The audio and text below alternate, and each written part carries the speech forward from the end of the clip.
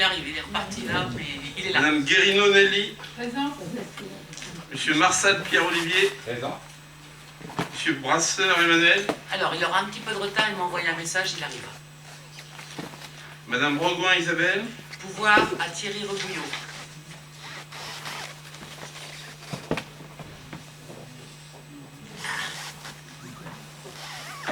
Monsieur Robillard Martial, pardon. Oui. Madame Blondeau Céline. Présent. Madame Bonin Yolande. Présent. Monsieur Abraham Jean-Luc. Présent. Madame Daguet Francine. Présent. Madame Frénéard Isabelle. Présent. Monsieur Uzel Guénaël. Présent. Monsieur Humber-Claude Laurent. Présent. Monsieur Kozik Thierry. Présent. Monsieur Eulin Rémy. Présent. Madame Nardeux Jacqueline. Pouvoir à Isabelle Frénéard.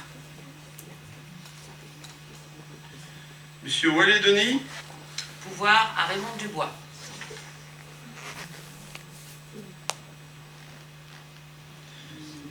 Madame Raymond Dubois. Présent. Et monsieur Gardet Sylvain.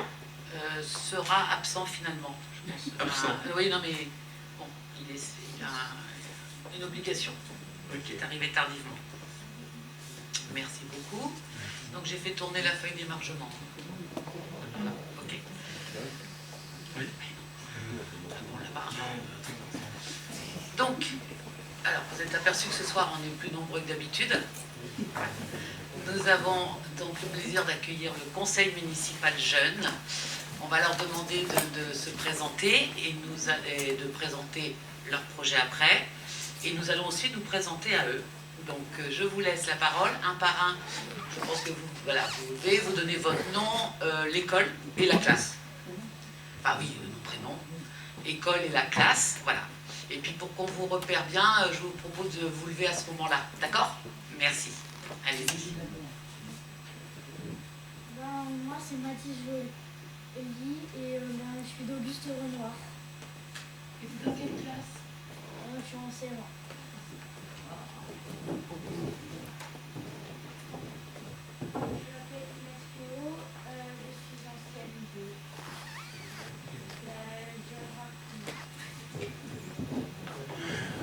Bonjour, je m'appelle Robin Rollet, je suis à l'école Auguste Renoir et je suis en CM2. Je m'appelle Louise Barbastel et je suis en CM1 et à moi.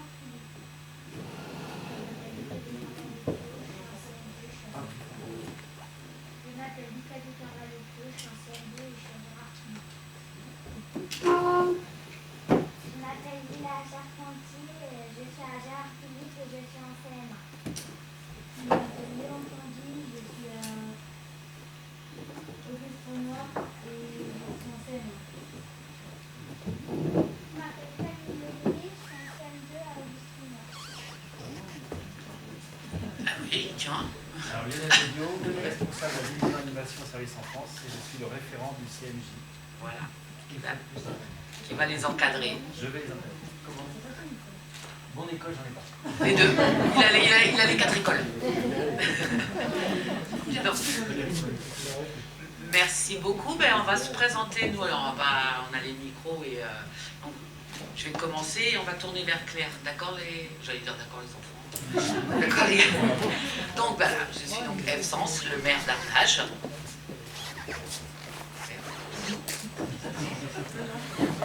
Alors moi je suis Claire Auguel et je suis adjointe et je m'occupe précisément des ressources humaines, c'est-à-dire de tous les gens qui travaillent pour la commune. Et une relation aussi avec les responsables des habitants. Bonjour, je m'appelle Laurent Chartier et je suis adjoint au maire en charge des affaires culturelles. Donc je m'occupe de tout ce qui tourne autour de la culture, donc l'établissement d'enseignement artistique et la salle de l'éolienne en particulier, ainsi que la médiathèque. Voilà. Bonjour, je m'appelle Sylviane Luçon, je suis conseillère municipale déléguée et j'ai en charge le centre communal d'action sociale.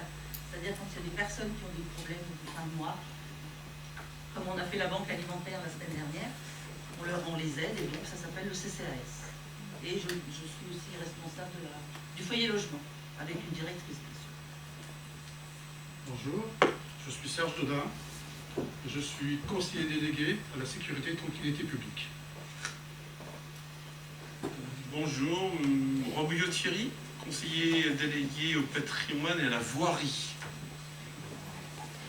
Bonsoir, Nelly Guérino, je suis conseillère municipale déléguée à l'environnement.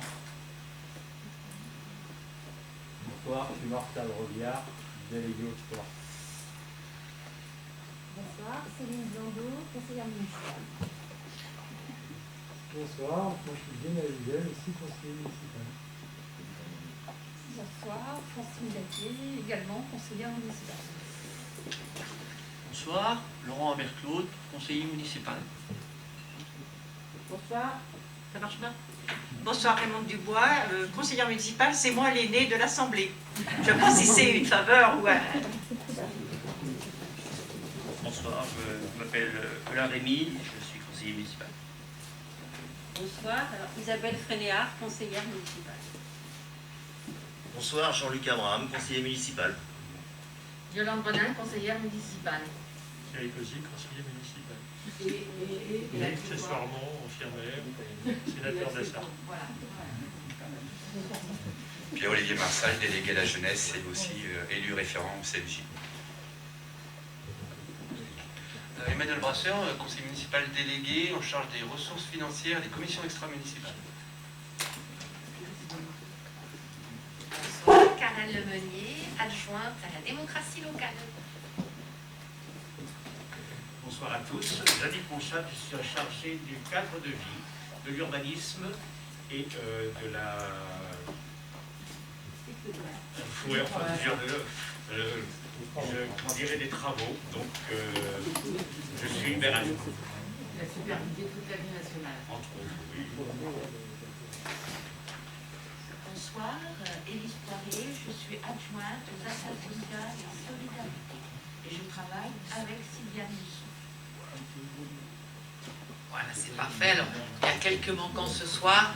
Et dans les adjoints, donc il y a le premier adjoint qui est en charge des finances et est excusé ce soir dans les adjoints. Et dans les adjoints, il y a aussi Gilles Chalumeau qui est l'adjoint au tout ce qui est le sport, les associations aussi. Voilà, les relations avec les associations. Ah, ça c'est l'astreinte. Pour ça, c'est le seul téléphone qui a le droit de sonner ce soir. Pas bon signe. Je pense qu'il y a l'un d'entre vous qui va présenter les projets que vous souhaitez mener. Je ne sais pas sur lequel, mais voilà, vous avez fait déjà une liste de projets qui vous intéressaient. Peut-être venir par là, debout, et je vais pencher le micro.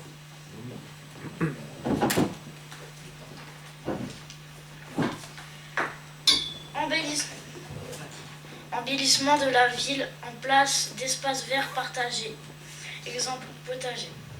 Travailleurs sur la propriété urbaine avec une mise en place plus de poubelles dans la ville. Ville plus propre. Installation de divers jeux dans la ville. Découverte des instituts, métiers du maire, les départements, la métropole, le Sénat, l'Assemblée nationale. Un très beau programme. On vous accompagnera le mieux qu'on peut. Et puis je sais que certains d'entre nous vous ont déjà vu, vous nous avez accompagnés sur des commémorations, sur des moments officiels, et il y en aura beaucoup d'autres. Donc voilà, nous allons faire un mandat côte à côte. Et c'est très gentil d'être venu pour vous présenter. Voilà. Oui, c'est très bien de s'engager. Merci beaucoup. Alors pour ce, voilà, on va pouvoir vous libérer. Ah oui, tiens, même les grands, vous aviez des questions, les grands. Tiens, Céline, vas-y, mets ton micro par contre, parce que... Non, j'éteins. On passe pour la parole. Oui, je voudrais savoir comment le conseil municipal jeune met en place ce type de démarche. Ils font des réunions.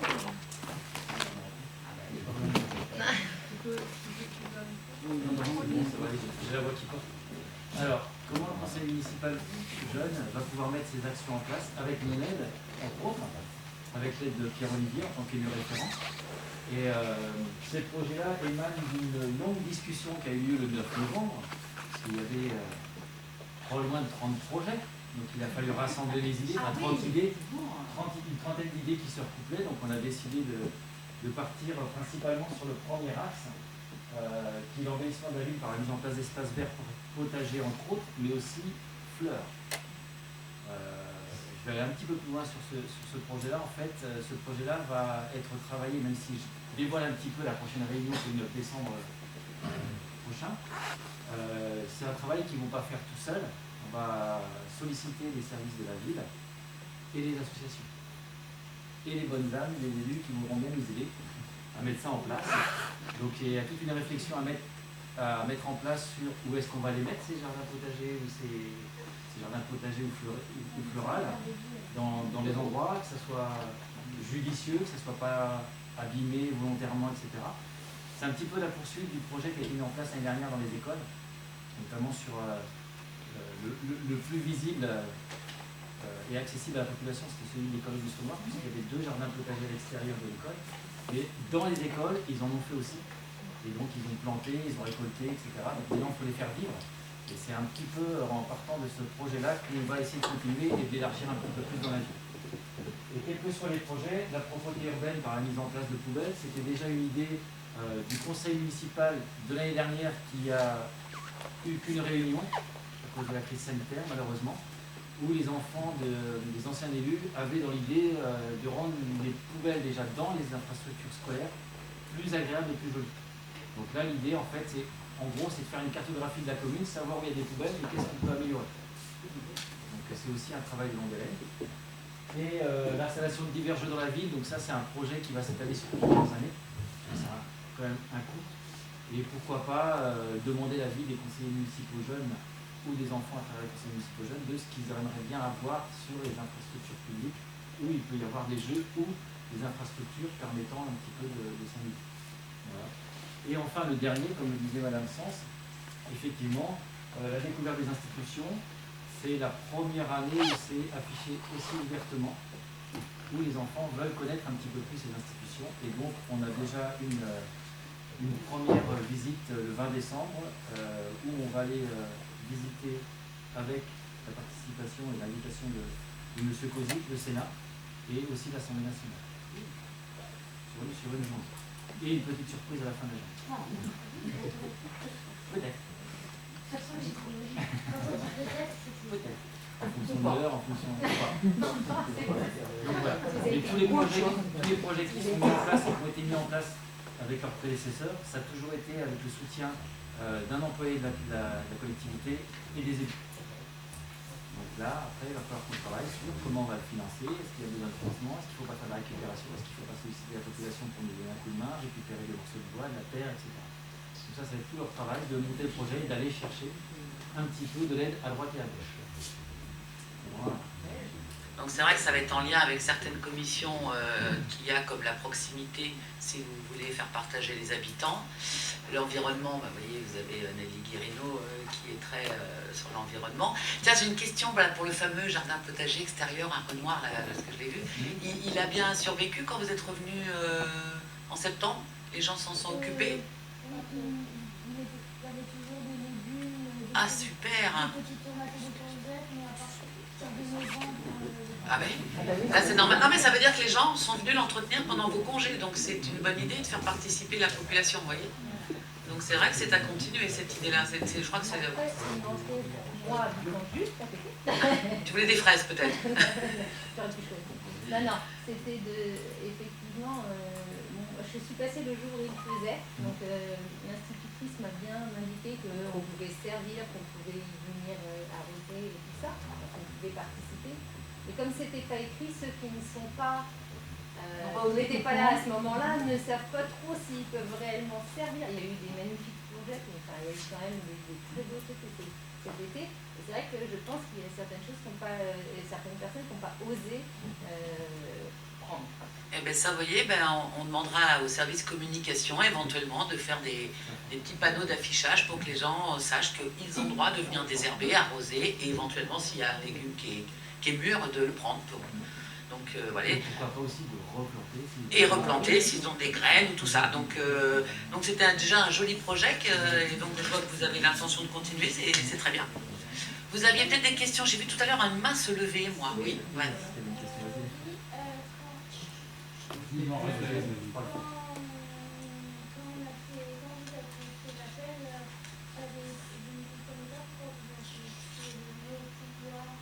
Ah, alors, oui, quand il y a un conseiller qui est absent, hein, ça arrive, hein, c'est pas, voilà, on essaye d'être présent sur les conseils municipaux, mais on a les vies professionnelles et familiales qui font que des fois on ne peut pas. Donc, c'est-à-dire donner son pouvoir, c'est-à-dire qu'on va dire à un collègue, tu votes pour moi, tu me représentes. C'est-à-dire qu'on va avoir ce soir 4, 5, j'ai dû dire pouvoir, personnes qui vont lever 2 fois la main au vote, ils vont voter pour eux et pour le collègue qui n'est pas là. Alors, en général, bon, les collègues donnent pouvoir à quelqu'un à qui ils ont donné ou les consignes, ou il sait qu'il va voter comme lui. Voilà, ça se fait comme ça. On doit avoir, normalement, alors, en cas d'une absence où c'est vraiment, on n'a pas eu le temps de mettre en place un pouvoir, mais sinon, on a à peu près tous les votants, quoi. On vote pour quelqu'un d'autre. Voilà. Et des fois, aux élections, les grandes élections municipales, présidentielles, on a des fois des gens qui viennent avec une procuration aussi, hein, qui sont allés faire en gendarmerie. Ils viennent voter pour eux, mettre l'enveloppe d'ambiance pour eux, et ils la mettent aussi pour une autre personne. On a le droit de se faire représenter au vote en disant « je ne suis pas là, mais je veux voter quand même ». C'est pour ça qu'on dit à chaque fois « il a donné le pouvoir à telle ou telle personne ». Donc ce soir, on est 29, on aura 28 votes. Parce que bon, M. Gardet, malheureusement, c'est un imprévu de dernière minute. Il n'a pas eu le temps de donner un pouvoir, mais sinon, on a à peu près à chaque fois le nombre de votants. Ah, j'ai cru que c'était lui qui arrivait. Vous avez d'autres questions? Non? Les adultes ont d'autres questions à poser aux enfants? De toute façon, on aura des occasions avec des sujets comme ça de croiser. Non, c'était pas pour nous, c'était que pour Lionel. Ah, mais après, nous, c'est pareil, on se présente avec un programme et puis des fois, il y a des choses qui tombent dans le cours du mandat et on se dit, ben, tiens, on va les mettre en place aussi. Donc, dès qu'il y a des idées, il ne faut pas hésiter, effectivement. C'est bien, vous êtes très dynamique. C'est important pour avoir une jolie commune. Et je vais répondre vers Madame Bondo sur la fréquence des réunions. Ça peut être une fois par trimestre, comme ça peut être une fois par mois, ça dépend de la grosseur des projets. Un peu comme nous. Et là, je pense qu'on est parti sur un projet qui va être une fois par mois. Ouais. Il y a des sujets importants où, voilà, où il y a des réunions, il y a besoin de plus de réunions. Il y a ce soir, le 9 décembre, après il y a le 20 décembre, donc ça fait un peu rapproché. Bon, là, le 20, c'est parce que là, c'est la visite. C'est la visite. Bon courage à vous. Vas-y. Ouais, un petit mot, moi, simplement dire que je suis heureux d'accueillir avec Madame le maire le conseil municipal, dans le conseil municipal jeune. Ça fait maintenant, ça doit faire une quinzaine d'années que ça existe, qu'il existe. Je crois que c'est aussi important et vous faites tous, prenez beaucoup de temps à mener à bien vos missions, donc je vais vraiment vous féliciter. Je suis heureux de pouvoir vous accueillir le 20 décembre, je serai présent pour pouvoir vous accueillir comme il se doit, dû à vos rangs et fonctions. Donc je serai présent le 20 décembre, et j'ai une petite demande, c'est simplement si vous pouviez penser à amener votre votre superbe écharpe. Là, je vois qu'au fil des années, le conseil municipal a progressé, vous avez vraiment de superbes écharpes. Donc si vous pouviez l'amener le 20 décembre, comme ça on pourra faire des photos au Sénat avec. Voilà. Bon courage à vous.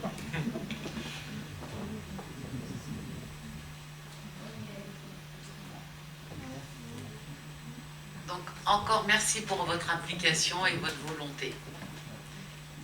Et donc, à bientôt. Je vous dis, avec les sujets que vous avez, on aura beaucoup d'occasions de croiser les commissions adultes avec vos projets pour vous aider, vous soutenir et vous accompagner. Et donc, quand vous en serez à une inauguration, vous n'hésiterez pas à nous inviter. Merci beaucoup. Alors, voilà, on va vous libérer parce que demain vous avez école. Enfin, c'est pas que nous on n'a rien, attention, hein, mais vous avez école. Pour ceux qui ont les parents, voilà. Et sinon, je vais vous inviter à les attendre bien au chaud, tranquillement, sur les chaises des visiteurs, de façon à ce que chaque fois, vos parents soient embêtés pour venir. Et on va reprendre le cours du conseil. Merci beaucoup, monsieur Claudio. Donc, on a fait l'appel, c'est sûr. Ah oui. Oui.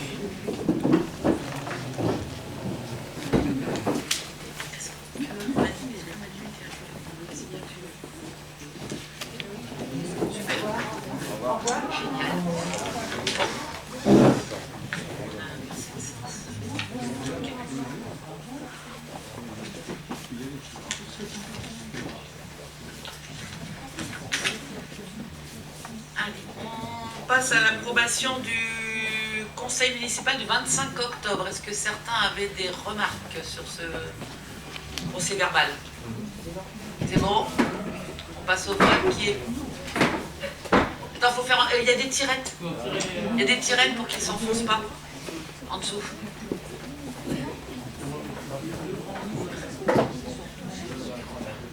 Et après, c'est en même temps.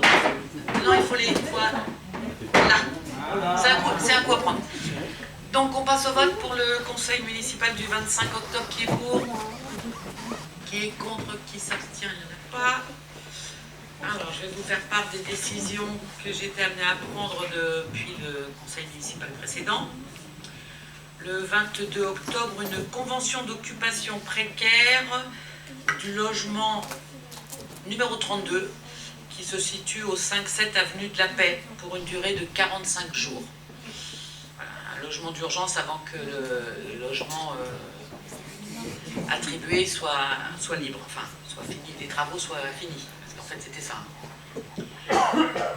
Ensuite, alors, je regarde si quelqu'un... Le 22 octobre aussi, alors le Commoda, la parcelle AA22, au lieu dit le Grand Fromenteau, en fait, c'est... comment dire, dans l'allée du bord de Sarthe, sur la droite, c'est bien cette parcelle que... Enfin, plus bas que la Péra, c'est l'agriculteur qui a l'autorisation de faucher le grand champ. Hein, donc en fait, c'est un peu plus bas, c'est après le Carbure Péra en fait. Hein. Après le Carbure Péra, voilà, sur la droite, quand on descend. Voilà, il y a un grand terrain à nous. Voilà, c'est ça, qui va jusqu'à la déviation. Et donc voilà, pour une durée d'1 an, il a le fauchage et il récupère le foin. C'est quelque chose qu'on renouvelle, hein, parce qu'il a déjà depuis... Ensuite, le 2 novembre, un contrat d'abonnement ASVP, vous savez, c'est le conseil juridique qu'on emploie pour nous soutenir sur des sujets. Donc c'est pour une durée de 3 ans à partir du 1er octobre. Et pour un coût de 637 € TTC. Et le 17 novembre, j'ai été obligée de signer le marché relatif à la fourniture et l'acheminement d'électricité et services associés des PDLC4, enfin c'est ce contrat UGAP lié à la fourniture d'énergie, ce qui nous permet d'avoir des prix très compétitifs, puisque c'est un gros groupement d'achat de plusieurs communes pour l'énergie. Et donc pour une durée de 3 ans également. Voilà pour les décisions.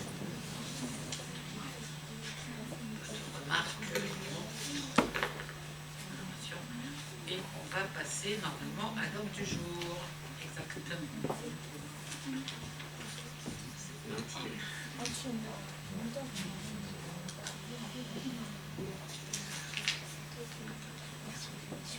Alors, la première délibération, la 68, c'est une décision modificative numéro 4.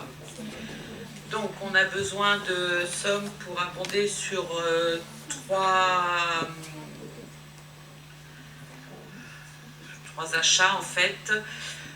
Sur le plan numérique, on a besoin de 30 000 euros.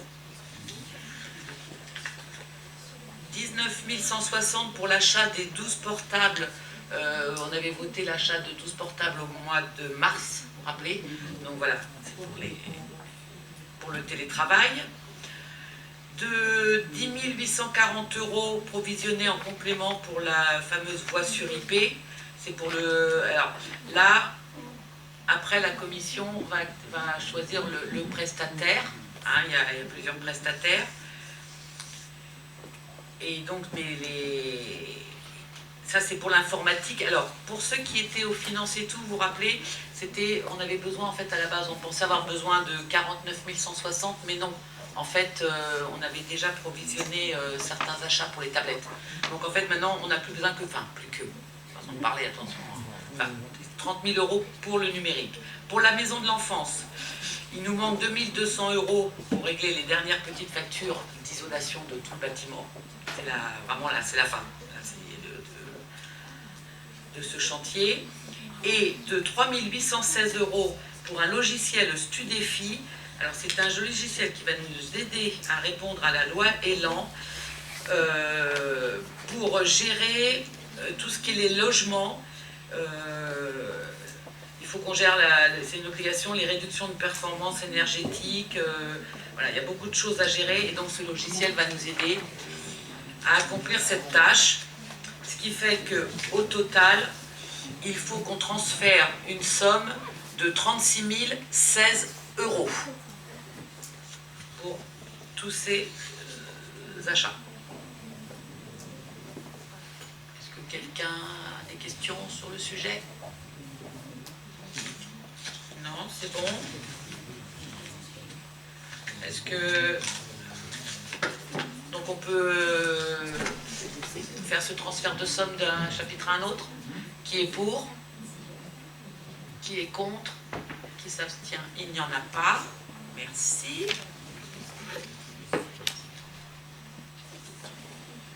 Délibération 69. Allez, bord de Sarthe, acquisition de parcelles. Jannick. Oui, donc on vous propose l'acquisition de 2 parcelles situées au niveau de l'allée du bord de Sarthe. Alors c'est 2 parcelles qui se situent juste en face le terrain de boule. Donc on est en manque de, comment dire, voilà, c'est celle-là. On est en manque de parking récurrent sur cet endroit, sachant qu'il y a les installations sportives qui sont très très proches. Il y a l'éolienne également qui est très proche, et donc là, ça nous permettrait d'avoir du parking juste à ce niveau-là. Vous voyez le bout de terrain de foot là en bas? C'est le terrain C, ça c'est le C. Hein. Là, vous avez le terrain de foot, là. Là c'est le boulodrome. Là c'est le boulodrome, et là c'est deux petites parcelles. Alors ça appartenait à la société Vano, beaucoup plus haut là. C'est une grande superficie. Et là, donc, il a commencé à faire un bordage et il nous a proposé à la vente ce petit morceau de... la parcelle dont elle parlait tout à l'heure, c'est celle-ci-là. Oui, vous savez, fauchage, c'est celle-là. Donc ici, on est en terrain inondable, donc c'est pour ça qu'il y aura des parkings, mais il n'y aura pas de bitume. Ça sera uniquement de... Parking quand on pourra. Et puis quand il y a des grosses manifestations. On a eu le cas, on a eu en même temps la fête des écoles et... 24 heures de la pétanque une année. Et les 12 heures de la pétanque, enfin déjà ça faisait beaucoup de voitures sur 12 heures. Donc on était bien content d'avoir ce... Donc là justement on avait la possibilité de pouvoir avoir cette parcelle pour pouvoir se garer. Et il s'avère que, étant donné que il y a des périodes de fauche pour les foins, donc l'agriculteur, il va la faucher. Mais ici, si on pouvait avoir quelque chose de terrain au niveau du parking, ça serait nettement plus agréable et il n'y aurait pas besoin de demander autre chose si ça nous appartient. On manque un peu de stationnement là-bas. Alors c'est une superficie totale de 3009 m² et le prix de l'acquisition au mètre carré c'est 1,10 €. Alors il faut savoir que 1,10 € c'est quand même pas très très grosse somme, mais pour la bonne raison, c'est que c'est en terrain inondable, ce n'est pas constructible, donc on ne peut pas faire quoi que ce soit dessus. Hein. C'est uniquement du parking. Et encore ponctuel. Et encore ponctuel, bien sûr. Donc voilà, c'est le total de la somme, c'est 3 309 €. Oui, 3 309 €. J'ai vérifié, c'est bon. C'est bon. Donc c'est la bonne superficie et tout là. Oui, c'est la bonne superficie. Ok. Donc le vote, c'est pour voilà, accepter de procéder à l'acquisition des 2 parcelles et dire que la vente sera entérinée par la signature d'un acte de vente en la forme administrative. C'est interne, c'est ça? C'est ça. Ça sera en interne. C'est-à-dire que Madame le maire fera le notaire, un adjoint fera le maire, et donc ce sera nos services qui fera cet acte de vente. Parce qu'on a le droit pour des petites parcelles. C'est pas, comment dire, c'est pas, ça arrive de temps à autre, quand il y a vraiment des petites parcelles, ça arrive que ce soit en forme administrative, de manière, parce que c'est beaucoup plus rapide, et puis ben, c'est beaucoup moins cher également. Voilà. C'est plus rapide. Oui, plus rapide. Donc tu parlais qu'ils ne seront pas bitumés, hein, bien entendu. Est-ce qu'il est prévu quand même un terrassement, un nivellement ou un remplirage au moins, ou ça reste en état... Disons que là, il faut qu'il reste perméable.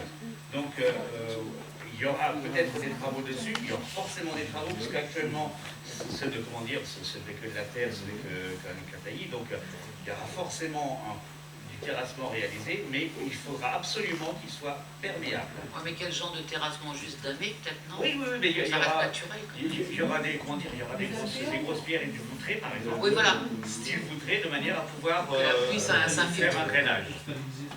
Oui, mais que la pluie s'infiltre quand même, quoi. Mais on ne pourra pas bitumer, on ne pourra pas... De toute façon, il faut éviter maintenant, juste possible. Il y a d'autres questions sur le sujet? Non? On passe au vote. Qui est pour l'achat de ces 2 parcelles? Merci. Qui est contre? Qui s'abstient? Il n'y en a pas. Ah bah oui, c'est pour ça que depuis tout à l'heure je l'ai plus demain, à chaque fois je les rebaisse, mais oui. Ah. Donc, délibération suivante, c'est le rapport d'activité de Le Mans Métropole. Alors là, c'est juste du don-tact, il n'y a pas de vote, mais voilà. Donc c'est le gros rapport, je vais vraiment le mettre dans la salle des ennemis pour ceux qui veulent le lire en détail. Je ne vais pas vous le lire, n'inquiétez pas. Ce qu'il faut savoir, c'est quand même c'est celui de 2020.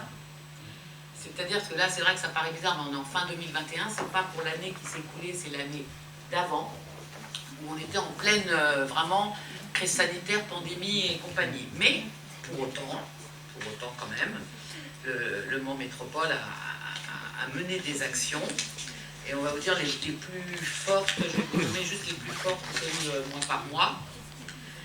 Donc en janvier, il y a eu l'adoption du fameux PLU communautaire. En février, il y a eu la pose de la première ombrière photovoltaïque et le lancement de l'application CETRAM Covoite, qui a beaucoup de succès, hein, vous verrez, il y a les chiffres. En mars, confinement national. Voilà. En mai, ils ont mis la gratuité totale des parkings du centre-ville et il y a eu la création du Fonds territorial de résilience. Donc la gratuité, c'était pour relancer l'économie au niveau des commerces du centre-ville.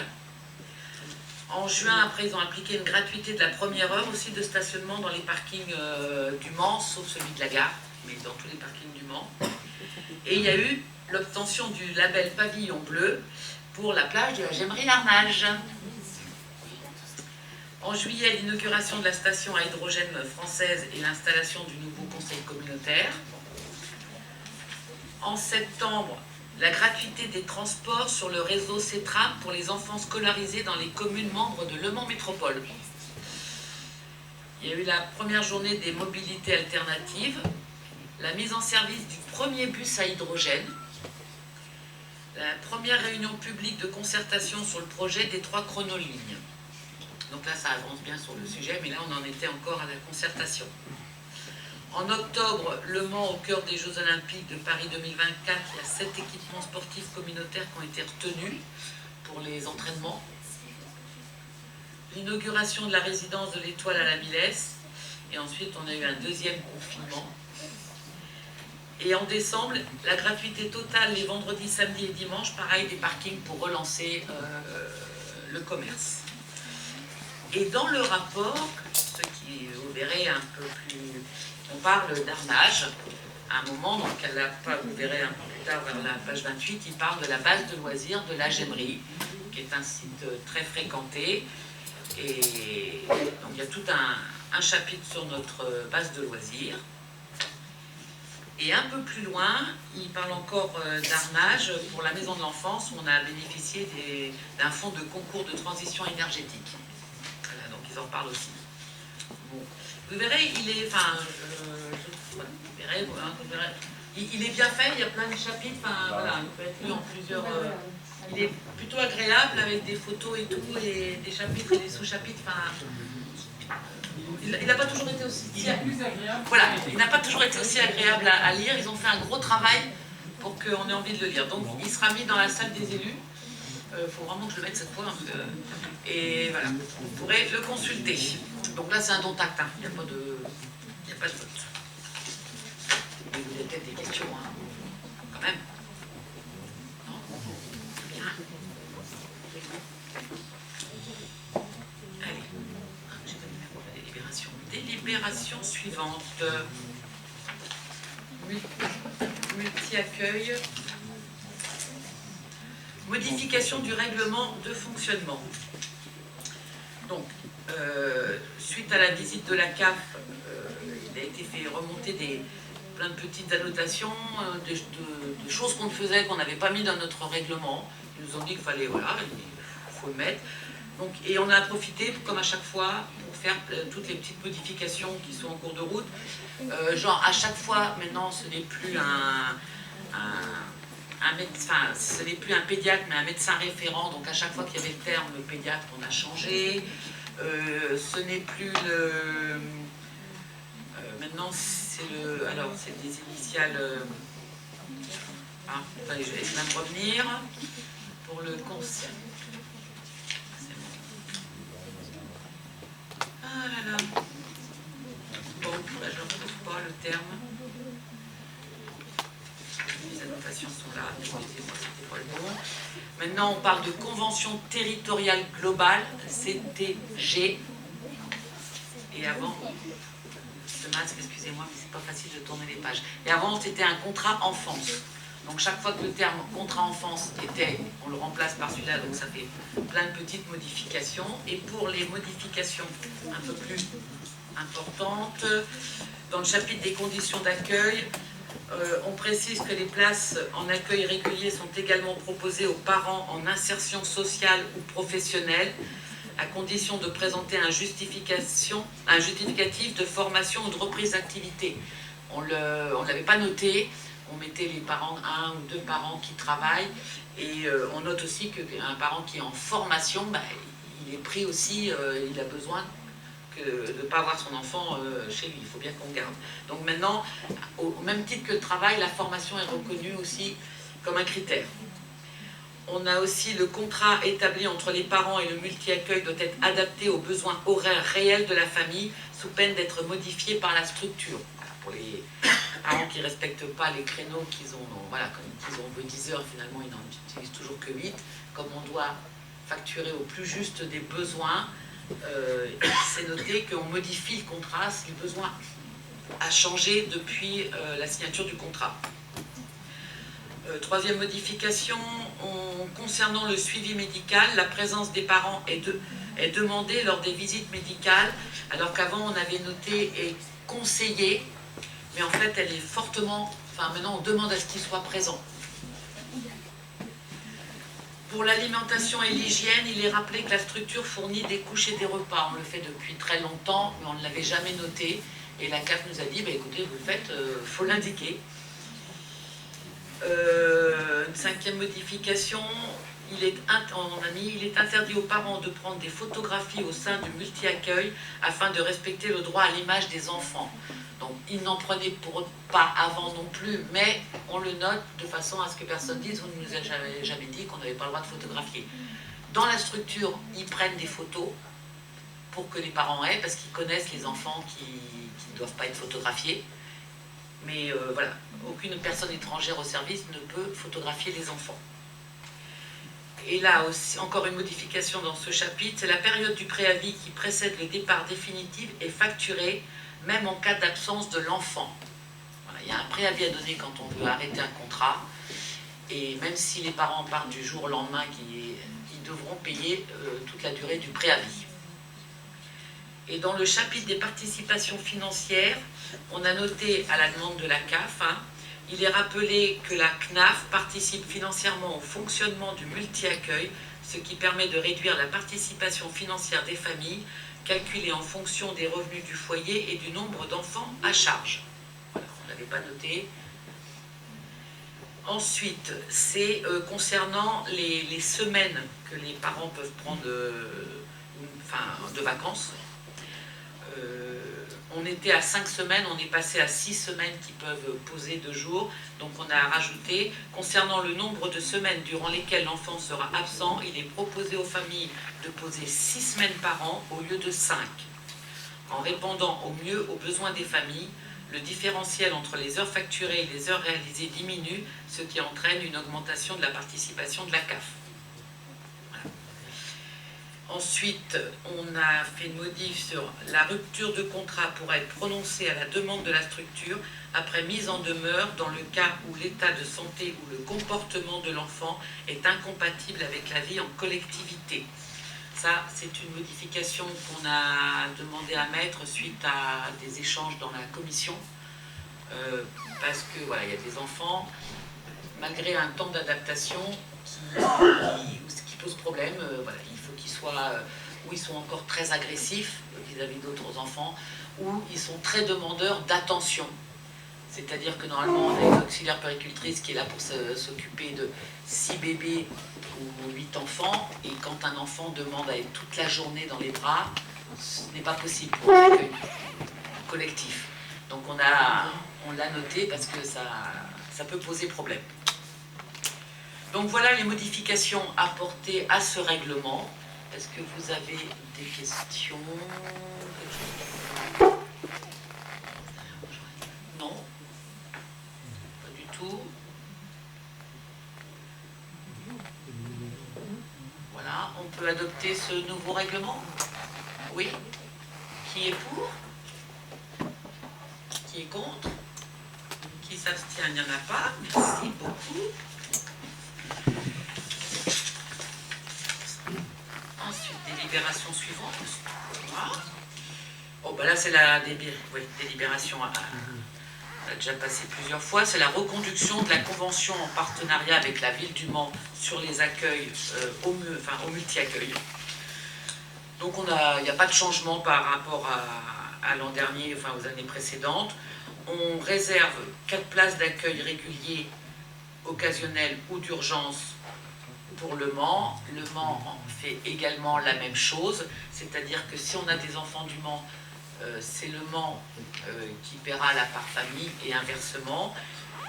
C'est au nombre d'heures, tout simplement, mais ces places sont réservées évidemment dans le cas où il y a de la place. Un enfant du Mans ne passera pas avant un enfant arnageois. C'est dans le cas où il y a de la place, il y a des conventions qui sont mises en place entre le Mans et les communes de la métropole pour avoir des places. C'est-à-dire que en fait, le Mans vient en 2e place après les Arnageois.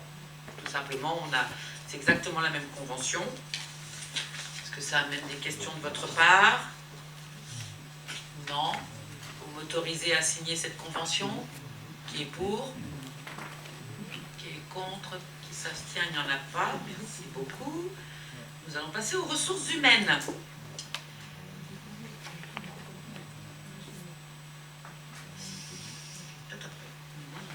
Pour l'instant, c'est toi. Claire Houillel, donc là, c'est la participation financière à la protection sociale complémentaire des agents.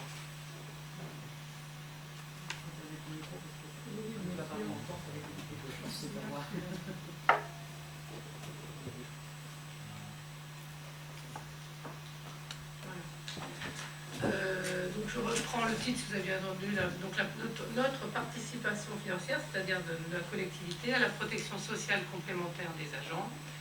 Et donc là, ce soir, l'objet, c'est la revalorisation de cette participation employeur au titre de la prévoyance. Parce qu'il y a deux niveaux, il y a la santé et il y a la prévoyance. Donc là, c'est au titre de la prévoyance. Il faut savoir qu'une collectivité peut apporter une participation, soit au titre du risque santé, ce que je viens de vous dire. Alors, risque santé, c'est tous les risques qui sont liés à l'intégrité physique, hein, vous avez là, de la personne, et ceux liés à la maternité. Et tout ce qui est risque prévoyance, c'est tous les risques liés à l'incapacité, l'invalidité et le décès. Voilà. Et donc, au titre de ces deux risques, il y a deux modalités possibles. La première, c'est la labellisation, c'est-à-dire que la collectivité participe à la cotisation des agents qui ont souscrit à un contrat individuel, labellisé de leur choix, mais un contrat individuel labellisé, hein, d'accord, de leur choix. Et cette participation des personnes publiques, c'est-à-dire nous en l'occurrence, c'est dans le cadre réservé aux contrats et règlements en matière de santé ou de prévoyance, donc santé et prévoyance, on retrouve le terme, qui remplissent la condition de solidarité entre les bénéficiaires, les actifs ou retraités, et qui est attestée par la délivrance d'un label. Donc ça, c'est une première modalité de participation. La deuxième, c'est la convention de participation, c'est-à-dire qu'à ce moment-là, la collectivité met en concurrence des organismes pour signature d'une convention de participation avec un prestataire unique qu'elle propose ensuite aux agents. Donc nous sommes plutôt sur la modélisation qui est la labellisation. Madame le maire qui est présente, après moi, on précise que la collectivité participe, c'est pas nouveau, depuis le 1er janvier 2013 à la couverture de prévoyance, donc je reviens sur la prévoyance, qui est souscrite de manière individuelle et facultative par les agents dans le cadre de la procédure dite de labellisation, ce que je vous expliquais tout à l'heure. Dans ce cadre, actuellement, il est versé une participation mensuelle égale à 5 € pour un agent à temps complet, je parle pour un agent à temps complet, et à tout agent qui peut justifier d'un certificat d'adhésion à une garantie prévoyance, maintien de salaire labellisé. Donc la personne aussi de son côté cotise. Cette participation, elle est versée au prorata du temps de travail rémunéré. Pour les agents qui ont une cotisation, parce que c'est au prorata inférieur à 5 €, la collectivité prend en charge la totalité de la cotisation. Voilà. Madame le maire rappelle que par délibération du 26 juin 2013, le conseil municipal a acté une participation à la complémentaire santé des agents depuis le 1er janvier 2014. S'agissant de la prévoyance, on propose la revalorisation de la participation employeur dans le cadre de la garantie maintien de salaire, actuellement de 5 € par mois pour un agent à temps complet. On propose que cette participation, dans le cadre d'une procédure dite de labellisation, soit portée à 8 € par mois pour un agent à temps complet. Et cette participation revalorisée serait versée à compter du 1er janvier 2022 au prorata du travail rémunéré. Si je synthétise un petit peu tout ce que je viens de vous dire, c'est que dans le cadre de la protection sociale complémentaire, et plus particulièrement de la garantie maintien de salaire en cas d'arrêt de travail, on acterait la revalorisation de la participation employeur prévoyance. Ça veut dire qu'à compter du 1er janvier 2022, ce que je vous disais tout à l'heure, cette participation de la collectivité qui est de 5 € passerait à 8 € et serait versée au prorata du temps de travail sur présentation du certificat d'adhésion. Voilà cette première délibération. Je ne sais pas, est-ce que vous avez des questions?